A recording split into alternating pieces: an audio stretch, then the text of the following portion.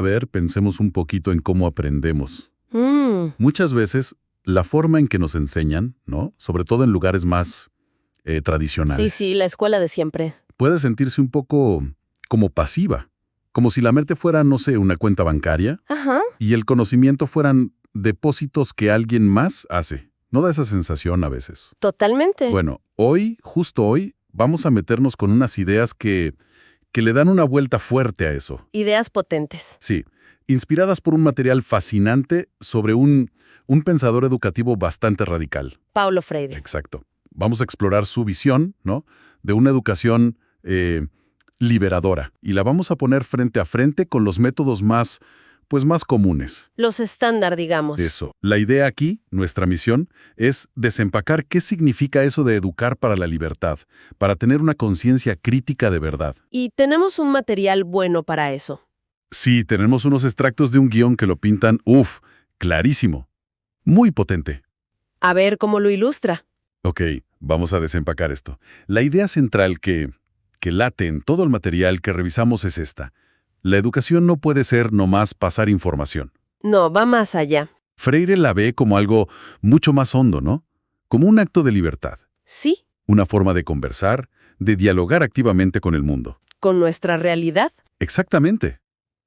Y es clave entender de dónde viene Freire, ¿no? Sí, ponerlo en contexto. Claro, porque hablamos de una figura enorme en la pedagogía crítica.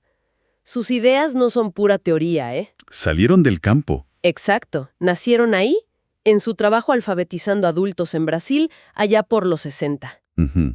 Y su meta era empoderar a los sectores oprimidos, no solo enseñarles a leer palabras, Sino el mundo. eso, a leer su propio mundo, a entender por qué estaban como estaban, buscaba despertar esa conciencia crítica. Conciencia crítica, ok. Y el material que tenemos, fíjate, presenta una escena que es casi una metáfora perfecta de este choque de visiones. A ver, vamos a esa escena entonces. El guión nos la describe muy vívida. Sí. Un aula. Imagínense el ambiente, ¿no? Un poco gris, monótono. Ujú.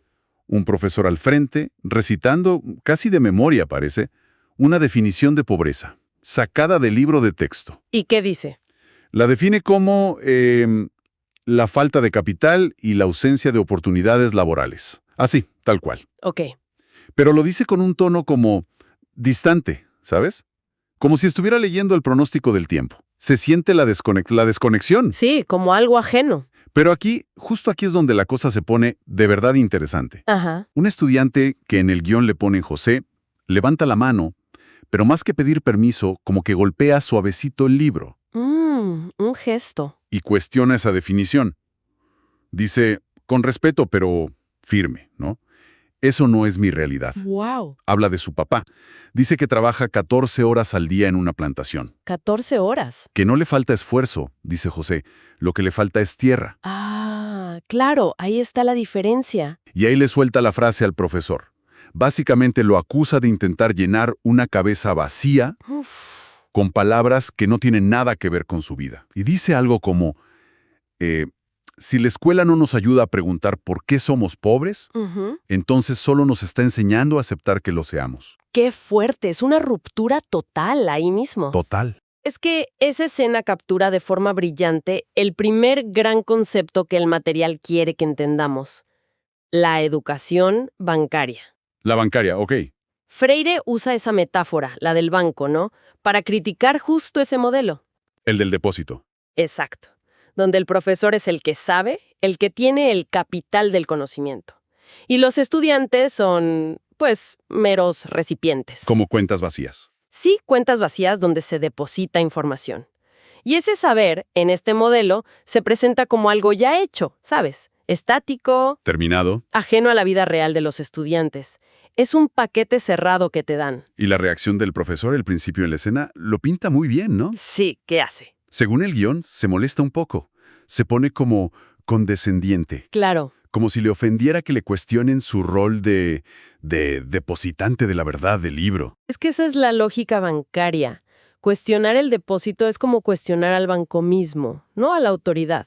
Tiene sentido. Este modelo, Freire decía, y el material lo refleja, tiende a domesticar.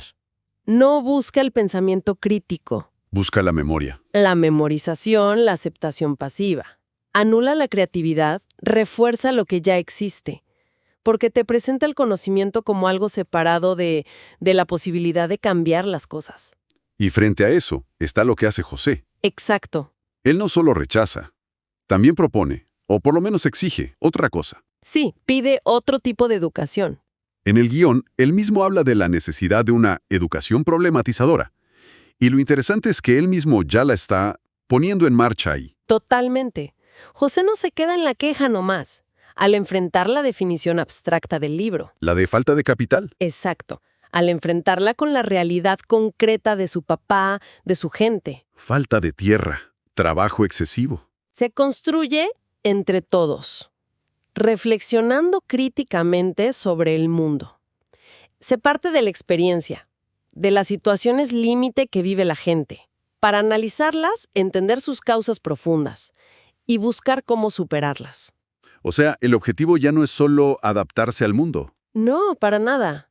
Es comprenderlo para poder actuar sobre él, para transformarlo. Ah, entonces el conocimiento deja de ser letra muerta. Se vuelve una herramienta viva, Precisamente. conectada directamente con la posibilidad de cambiar las cosas. Justo eso. Y lo fascinante aquí es cómo cambia el rol del estudiante, ¿no? Claro. De ser un objeto pasivo que recibe y ya, pasa a ser un sujeto activo, un investigador de su propia realidad, junto con los demás. Se valora lo que ya sabe, su experiencia. Lo clave que menciona el análisis del guión. Me refiero a la concientización. Suena importante. Es que es absolutamente central. La concientización en portugués, como lo decía Freire, es como la meta y el motor de esta educación problematizadora. Ok. Y ojo, no es simplemente darse cuenta de algo así nomás. No es tan simple. No, es un proceso mucho más profundo. Y político. Implica desarrollar una comprensión crítica de la propia situación, histórica, social, política. Es aprender a leer el mundo, a decodificar las relaciones de poder que lo arman. O sea, ir más allá de los síntomas. Como la pobreza definida así, por encimita, Exacto. para entender las causas estructurales. Como José, que intuitivamente señala la falta de tierra, no solo la falta de oportunidades. Justamente. La concientización permite como desmitificar las explicaciones que nos dan siempre, ¿no? Las que dominan y que muchas veces ocultan las verdaderas raíces de los problemas. Te quita la venda de los ojos, digamos. Algo así. Permite que las personas, las comunidades, pasen de una conciencia, Freire la llamaba ingenua, la que acepta la realidad como si fuera natural o inevitable. Así son las cosas. Exacto. Pasar de eso a una conciencia crítica, que comprende que la realidad es una construcción social y que, por lo tanto, Se puede transformar. Es dejar de ser espectadores pasivos de la historia para convertirse en actores conscientes. Es un proceso que, para Freire, es liberador en sí mismo, porque devuelve a las personas la capacidad de nombrar su propio mundo y de actuar juntas para cambiarlo. esto sí que le da otra dimensión al propósito de educar, ¿eh? Ujú. Y volviendo a la escena del guión, es fuerte ver cómo el profesor, después del desafío de José, no se cierra. No se atrinchera. No.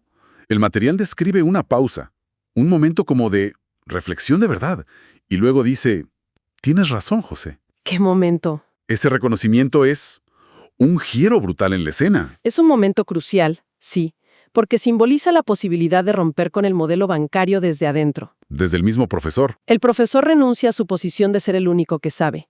Admite que el conocimiento no es un objeto que se deposita y ya. Sino un proceso. Un proceso a construir. Y lo más importante es lo que hace después. Propone un cambio radical de método. Dice algo como, guardemos el libro por ahora. ¡Wow! Investiguemos esto nosotros mismos.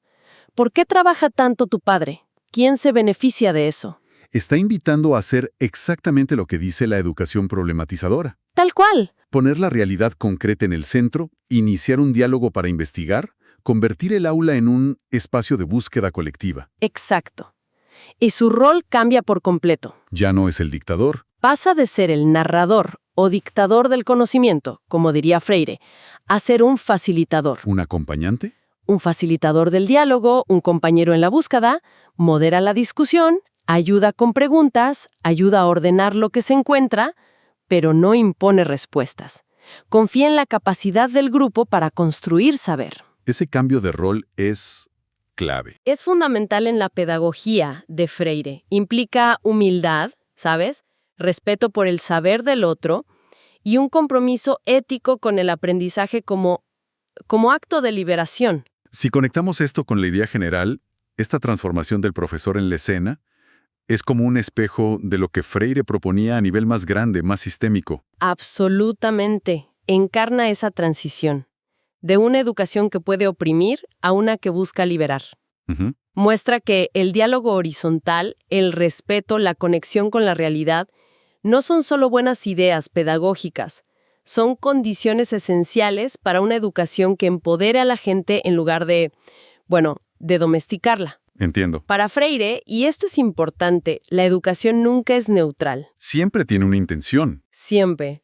O funciona para mantener las cosas como están, las estructuras de opresión como haría la bancaria, o funciona para desafiar eso y transformarlo como busca la problematizadora.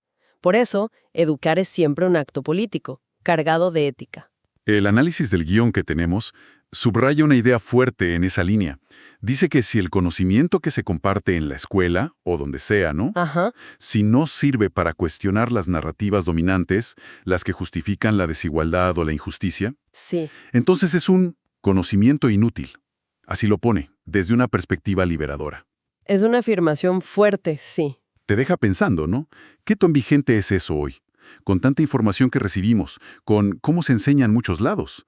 Entonces, ¿qué significa todo esto si lo llevamos a la práctica diaria de educar? Significa que la praxis educativa, esa mezcla inseparable de acción y reflexión, de teoría y práctica, debe entenderse, como lo sugiere el material, como un acto de amor radical y compromiso ético. Amor radical. Suena intenso. Lo es. No se trata solo de usar otra metodología, ¿sabes? Es una postura. Ante el mundo y ante los demás. ¿Una forma de estar? Exacto.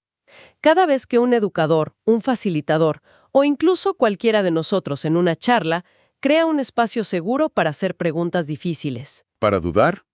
para el desacuerdo respetuoso, cada vez que valoramos la experiencia vivida tanto como el saber experto, cada vez que logramos conectar lo que aprendemos con las realidades sociales que nos rodean, que nos preocupan, Ujú. estamos de alguna forma ejerciendo esta pedagogía. Entonces no es solo una técnica, ¿verdad? Es más bien una ética en acción. Correcto. Y el fin último, como apunta el material, no es solo que la gente acumule más datos, ni siquiera que desarrolle pensamiento crítico en abstracto. ¿Cuál es entonces? Es formar, o mejor dicho, contribuir a que las personas se formen a sí mismas como sujetos conscientes, críticos y comprometidos con su entorno. Que tomen parte. Personas capaces de analizar su realidad y de actuar juntas para mejorarla. Lo que el material llama agentes de cambio. Ese es el horizonte, ¿no?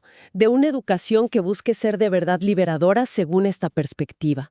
Bien, hagamos una recapitulación rápida de lo que exploramos hoy, basándonos en este material tan rico sobre Paulo Freire y su mirada a la educación. Vale. Vimos esta tensión central, ¿no?, entre dos modelos que chocan. Por un lado, la educación bancaria, el estudiante como un recipiente pasivo, el conocimiento como algo estático, desconectado. El depósito. Exacto. Y por otro, la educación problematizadora, que se basa en el diálogo, en investigar juntos la realidad, y que busca activamente la transformación. Y vimos cómo este segundo modelo va de la mano con el concepto de concientización. Fundamental. Ese proceso de entender críticamente, a fondo, nuestra situación en el mundo, las estructuras de poder que la forman, como paso necesario para poder actuar sobre ella. Entendido. Son ideas que, aunque nacieron en un contexto muy específico, ¿no? La lucha contra la opresión, el analfabetismo en América Latina, Tienen eco hoy. tienen una resonancia que va mucho más allá de eso, muchísimo más allá. Eso es interesante. ¿Cómo crees que resuenan fuera de la educación formal? Bueno, yo creo que invitan a reflexionar sobre cómo se produce el conocimiento, cómo circula, cómo se valida, en casi cualquier parte de la vida social. Por ejemplo, Pensemos en el trabajo. Las decisiones se comunican como depósitos que no se pueden cuestionar. ¿O hay espacios para problematizar las políticas, las prácticas, los objetivos? Buena pregunta. ¿O en nuestras comunidades? ¿Las reuniones son espacios de diálogo real o son monólogos de los que tienen el micrófono? O en nuestras comunidades, incluso en cómo consumimos noticias. ¿Aceptamos nomás la información o la problematizamos? Nos preguntamos por las fuentes, los intereses detrás, las narrativas que nos están contando. Claro, ¿quién cuenta la historia? Exacto. Esto plantea una pregunta importante sobre esas dinámicas de poder que siempre están ahí, ¿no? En quién decide qué es conocimiento válido y quién no. Y esa es quizás la chispa final que podemos dejar encendida para quien nos escucha. A ver. Más allá del aula, ¿dónde más en nuestra vida de todos los días podríamos aplicar esta mirada problematizadora? En todos lados, ¿no? En el trabajo, al leer las noticias, al participar en la comunidad, Sí, incluso en conversaciones familiares o con amigos. sí. ¿Cómo podríamos pasar de ser solo receptores de depósitos de información o de opiniones ajenas a ser participantes más activos, más críticos, en construir entendimiento? Es un desafío. ¿Qué preguntas podríamos empezar a hacernos y hacer para dialogar más críticamente con nuestro entorno? Y quién sabe, quizás empezar a mover un poquito las cosas. Una pequeña tarea para llevarse. Una tarea para pensar.